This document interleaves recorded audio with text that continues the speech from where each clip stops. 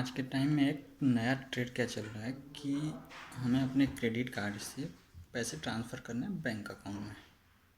पहले आज के साल 2 साल पहले यानी सभी अप्रॉक्स साल भर पहले का ही मान लीजिए कि लोग अपने क्रेडिट कार्ड से बैलेंस ऐड करते थे और अपने बैंक अकाउंट में ट्रांसफ़र करके अपनी ज़रूरतों को पूरा कर लेते थे और फिर जो है नेक्स्ट बिल शेड्यूल होता था तो अपना पैसे निकाल के जमा कर लेते थे। ऐसा करते क्यों थे कि कार्ड का काम क्या है कि कार्ड स्पेशली डिज़ाइन किया गया है शॉपिंग करने के लिए, न कि हमारे बैलेंस किसी को ट्रांसफ़र करने के लिए या किसी को हम उसके ऊपर लोन देने के लिए। कुछ लोग क्या करते हैं कि क्रेडिट कार्ड से पैसे निकाल लेते हैं, मार्केट में पैसे लगा देते हैं, जो मार्केट में लोग ब्याज पे पैसे लगाते हैं।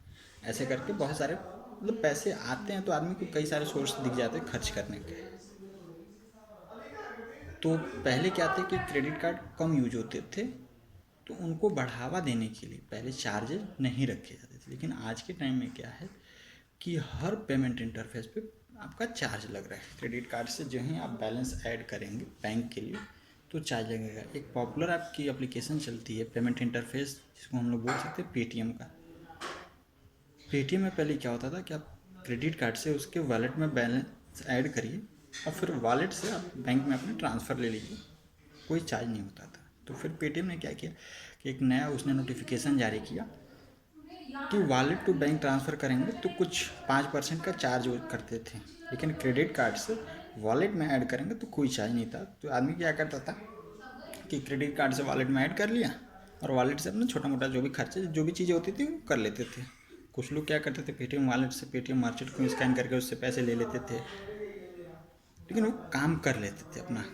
लेकिन अब क्या हुआ कि पेटीएम ने फिर नया नोटिफिकेशन कुछ दिन पहले ही जारी किया है कि वो कह रहा है कि अगर आप क्रेडिट कार्ड से पेटीएम वॉलेट में 1 रुपया ट्रांसफ़र करें या 1,000 ट्रांसफ़र करें उसके अगेंस्ट में आपको 2% का चार्ज देना होगा। जब आप एक बार ऐड कर लेंगे तो आप उसको अपने बैंक में ट्रांसफ़र करिए, बिल पे करिए, कुछ भी करिए, उसका एक भी चार्ज वो नहीं लगेगा। यानी वन टाइम वो क्रेडिट कार्ड टू वॉलेट के लिए 2% का चार्ज करेगा। अब इस चार्ज को बचाने के लिए बहुत सारे लोग इंटरनेट पे एकदम how to transfer credit card amount to bank account या अदर फलाना ढिकाना बहुत सारे प्रोसेस को खोजते खोजते खोजते खोजते चले गए। एक मार्केट में तभी तुरंत तुरंत में आया क्रेड करके। कुछ लोगों को मैंने यूट्यूब पे देखा कि क्रेड में दिखा रहे हैं कि फ्री में क्रेड से हम अकाउंट में ट्रांसफ़र कर सकते हैं, बट लास्ट का प्रोसेस जहाँ पे वो टैक्सेशन दिखा रहा है 1.5% की कैलकुलेशन टोटल अमाउंट पे शो कर, वो कोई नहीं बता रहा है। बस अपनी टीआरपी बढ़ाने के लिए चाहे अपने व्यूज बढ़ाने के लिए बस क्रेड से फ्री में ट्रांसफ़र हो जा रहा है, NoBroker.com से फ्री में ट्रांसफ़र हो जा रहा है। अरे भैया नहीं हो रहा है। पहले होते थे, मार्केट में आया 10 दिन 1 महीना बाद कि उसने भी चार्ज लगा दिए, क्योंकि आज के टाइम में आप सीधी सी बात एक समझ लो कि जिस पेमेंट इंटरफेस पे आप पे करते हैं तो वो किसी न किसी कंपनी का प्रोवाइड किया हुआ होता है, तो फ्री में क्यों करेगा। मिनिमम 1% 1.5% चार्ज का लगना ही तो है। ये करंट में आपका देख लीजिए पेटीएम में वॉलेट पे ट्रांसफ़र लेंगे तो 2% का चार्ज होगा, फिर आप बैंक में ट्रांसफ़र करिए अदर कहीं ट्रांसफ़र करिए।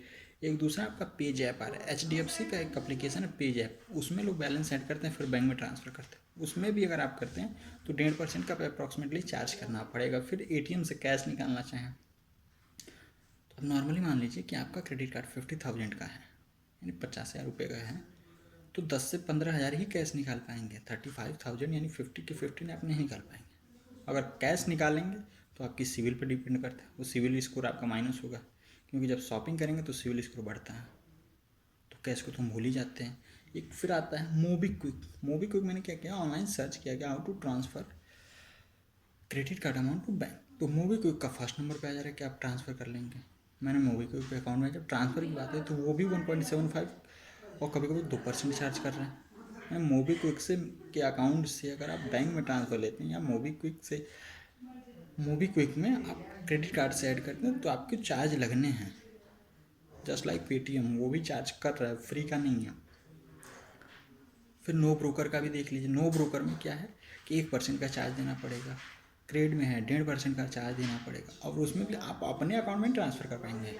जैसे क्रेड में गए तो वहाँ पे UPI के थ्रू पेमेंट कर लेंगे, नो ब्रोकर में गए तो किसी दूसरे आदमी का अकाउंट नंबर दे के फिर उसमें, लेकिन वहाँ पे भी ऑप्शन क्या है कि जब आप पे करेंगे तो उसने कह रहे हैं नो ब्रोकर, किसी को आप रेंट दे रहे हैं,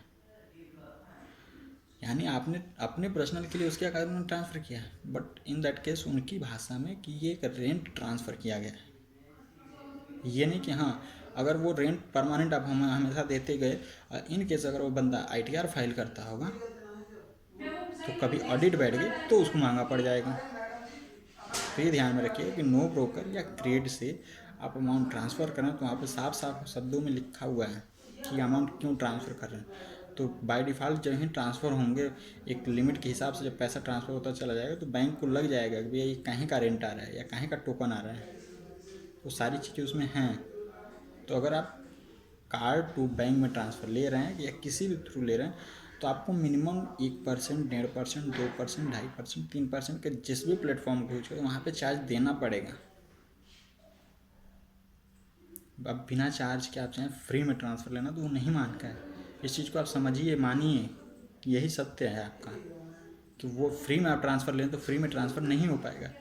कि भाई आप राजोर पे चल रहा है पेमेंट इंटरफेस, आप बिजनेस अकाउंट बनाते हैं तो वो कहता है कि पर ट्रांजेक्शन का हम 1% चार्ज करेंगे तो ही हम आपको पेमेंट का इंटरफेस देंगे। तो कोई कंपनी अगर अपने में पैसा ले रही है आपके या अपने थ्रू पैसा इधर उधर ट्रांसफ़र करे तो वो पर ट्रांजेक्शन का चार्ज दे रही है ना, तो फ्री में क्यों करेगी।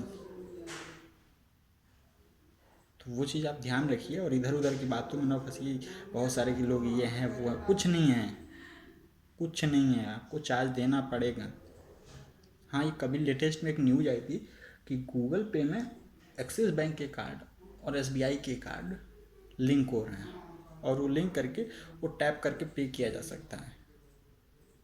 तो अगर आपके पास HDFC का नहीं, एक्सिस बैंक का या बोले तो SBI का कार्ड है तो आप गूगल पे में अपने कार्ड को लिंक करिए और फिर एक बार चेक करिए कि वहाँ से पे हो रहा है कि नहीं हो रहा है, UPI के थ्रू पे हो रहा है या स्कैन के थ्रू पे हो रहा है या कैसे ट्रांसफ़र हो रहा है, वो आप एक बार चेक कर सकते हैं।